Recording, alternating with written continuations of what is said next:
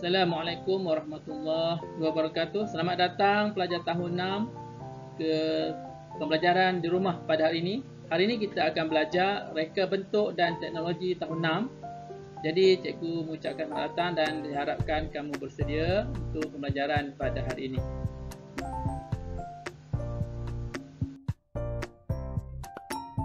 Tajuk kita pada hari ini ialah penghasilan projek, iaitu standard kandungan 4.3 dan standard pembelajaran 4.31, iaitu menyatakan bahan yang akan digunakan seperti polyvinyl klorida, PVC dan perspex. Jadi apakah yang kita hasratkan di akhir pembelajaran hari ini? Diharapkan selepas selesai sesi pembelajaran pada hari ini, murid-murid akan dapat menyatakan sekurang-kurangnya 2 bahan yang digunakan dalam penghasilan projek.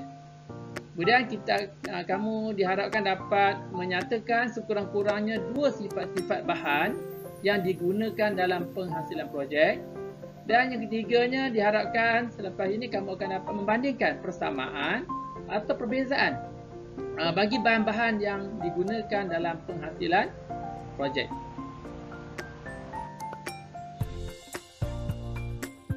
Sebelum kita meneruskan sesi pembelajaran hari ini, cikgu mengharapkan semua pelajar dapat bersedia di hadapan laptop atau handphone masing-masing, dan bersama dengan kamu ialah buku teks dan juga buku tulis.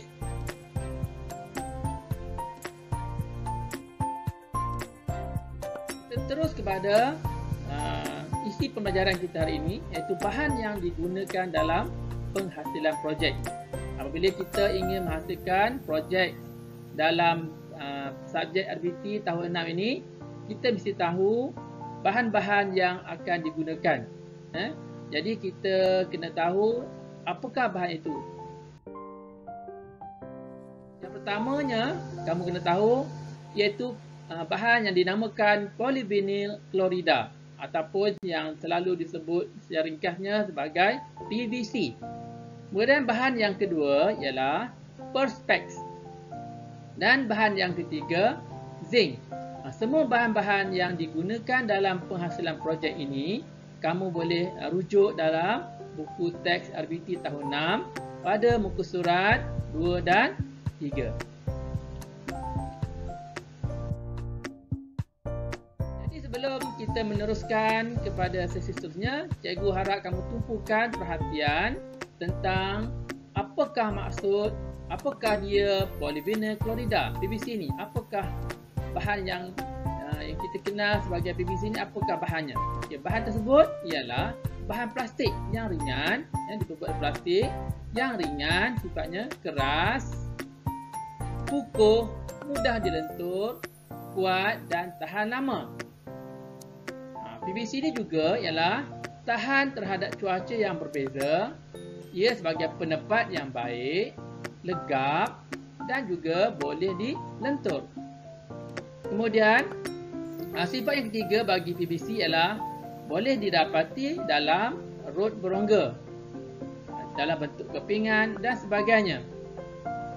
PVC ini juga terdapat dalam pelbagai warna dan saiz. Seterusnya, kita lihat apakah contoh-contoh polyvinyl klorida yang terdapat di sekitar kita. Kamu biasa lihat paip air ataupun paip bagi saluran elektrik menggunakan PVC. Ada pelbagai warna. Cikgu tunjuk sini ialah yang berwarna putih, sebab ada juga yang berwarna kelabu dan sebagainya. Kemudian ini ialah hos yang terdapat di belakang mesin basuh di rumah kamu. Itu bahan hos itu diperbuat daripada PVC. Seterusnya ialah pintu PVC bilik air. Di rumah kamu mungkin ada yang menggunakan pintu bilik air dari bahan PVC. Ada juga yang dibuat dari kayu, papan, tapi kebanyakan bilik air dia menggunakan PVC. Kenapa digunakan bahan-bahan ini? Seperti sifat yang cikgu sebut tadi, kerana bahan-bahan PVC ini ialah bahan yang ringan. Okey. Keras, mudah dilentur, kuat dan tahan lama, legap dan juga boleh dilentur. Sebab itulah bahan-bahan ini dipilih untuk dibuat peralatan tersebut. Misalnya paip, kenapa perlu tidak keras dan kukuh? Sebab ini untuk aliran air tidak bocor, tidak mudah bocor, tidak mudah patah. Okey. Ringan, senang dibawa, senang dibuatlah. Untuk proses penghasilannya mudah. Kita lihat seterusnya bahan yang kedua, iaitu Perspex. Perspex ni adalah bahan bukan logam juga, yang ringan, keras dan tahan lama. Ia digunakan dalam penghasilan produk seperti papan tanda, papan tanda, pembuatan perabot dan juga plat kenderaan. Okey. Yang ketiga, Perspex juga boleh didapati dalam bentuk kepingan, rod, batang, dan tiub pelbagai bentuk dan warna. Ini adalah Perspex. Bahan yang ketiga. Bahan yang ketiga. Okay. Kita lihat contohlah, contoh Perspex. Seperti cukup sebut tadi, ini ialah plate kenderaan. Kemudian ini adalah kepingan Perspex. Daripada kepingan ini boleh dihasilkan papan tanda, name tag dan sebagainya. Okey. Dan daripada sini kita akan nampak sebenarnya Perspex ni sebenarnya mudah mudah pecahlah, mudah retak. Dia mudah retak, tidak berbanding dengan PVC. Dan harganya lebih mahal lah, sebab dia keras. Boleh, kalau dia buat plate kenderaan, memerlukan kepingan plastik yang keras. Jadi itulah dipilih Perspex. Kemudian bahan yang ketiga. Bahan yang ketiga ini ialah zinc. Zinc ni bahan logam yang mempunyai permukaan berkilat, boleh ditempa, iaitu boleh diketuk atau digelek menjadi lebih nipis dan bersifat mulur. Bersifat mulur maksudnya bila boleh dibentuk, tidak mudah patah dan retak tadi. Jadi kita tengok contoh zinc. Zinc ni biasa kita tengok dalam persekitaran kita lah. Sama ada kita tengok atap rumah yang dihasilkan daripada zinc, dan juga bekas-bekas tanaman dan hiasan di rumah, sekitar rumah ada yang menggunakan zinc atas sifat-sifat tertentu tadilah. Okey. Kita pilih dua bahan utama lah, iaitu PVC dan juga Perspex untuk melihat perbandingan dia. Perbandingan, persamaan ataupun perbezaan. Okey, yang pertama, PVC ni tidak mudah retak, manakala Perspex mudah retak. Kemudian PVC mudah dilentur. Perspex pula sukar dibentuk atau dilentur. PVC harganya lebih murah dan Perspex lebih mahal. Dan ada lagi perbandingan yang lain. Jika kamu lihat rujuk dalam buku teks, ada lagi perbandingan yang lain tu cikgu nak kamu cuba cari sendiri.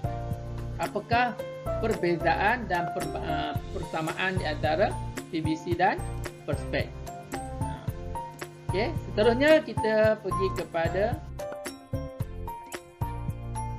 bahan tugasan kamu pada pagi ini. Cikgu senaraikan dua tugasan. Yang pertama, kamu kena senaraikan 3 bahan yang digunakan dalam penghasilan projek. Okey, yang cikgu sebut tadi tu. Kemudian kamu kena senaraikan sifat-sifat bahan. Di 3 bahan ni kamu senaraikan. Cikgu sediakan satu ruangan ni. Cikgu nak kamu tambah lagi lah dalam buku tulis. Jadi kamu kena buat dalam buku tulis. Buat dalam buku tulis.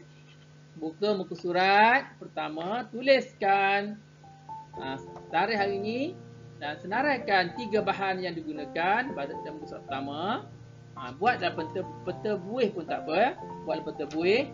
dan senaraikan sifat bahan di muka surat kedua. Okey. Hasil kamu ini kamu tangkap gambar, snap gambar dan hantar ke Telegram melalui link yang cikgu sertakan. Jadi itu ialah projek kamu. Cikgu akan semaklah, semak daripada bahan yang kamu tugasan yang kamu hantar nanti. Okey. Kemudian cikgu ceritakan macam mana cara nak buat tadi. Ini adalah link Telegram. Cikgu akan sertakan. Dan juga akhir sekali ada satu pautan quiz. Quiz yang perlu kamu buat. Yang quiz ni kamu terus buat, cikgu boleh semaklah siapa yang buat dan berapa skor dia. Boleh ulang banyak kali.